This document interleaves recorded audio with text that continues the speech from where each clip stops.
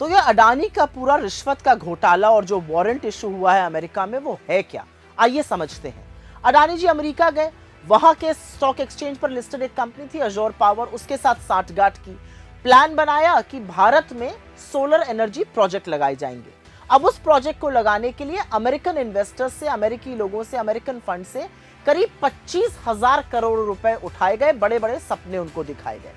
फिर भारत में solar energy project लगने थे, लेकिन यहां पर दिक्कत यह आई कि जो बिजली थी वो बहुत महंगी थी, तो सरकारों ने वो लेने से मना कर दिया। बस फिर क्या था, जो 25,000 करोड़ रुपए अमेरिकन इन्वेस्टर्स से उठाए थे, उसी में से 2200 करोड़ रुपए, 2200 करोड़ रुपए भारत के नेताओं को और अधिकारियों को घूस दी गई। इससे हड़कंप मच गया। अमेरिका का जो मार्केट रेगुलेटर है एसईसी, जैसे हमारे यहाँ सेबी है वैसे वहां पर एसईसी है, एसईसी और एफबीआई ने अपनी जांच में पाया कि हिंदुस्तान में घूस दी गई है और अमेरिकन इन्वेस्टर्स के साथ धोखाधड़ी करी गई है।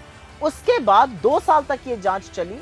डिपार्टमेंट ऑफ जस्टिस जो अमेरिका का है, उसकी ग्रैंड जूरी ने अडानी के को इंडाइट किया क्रिमिनल इंडाइटमेंट में और एक वारंट इशू किया। मजे की बात यह है कि उस ऑर्डर में यह भी बोला गया है कि गौतम अडानी ने हिंदुस्तान के मार्केट रेगुलेटर सेबी से झूठ बोला और यहां के इन्वेस्टर्स के साथ भी धोखाधड़ी की।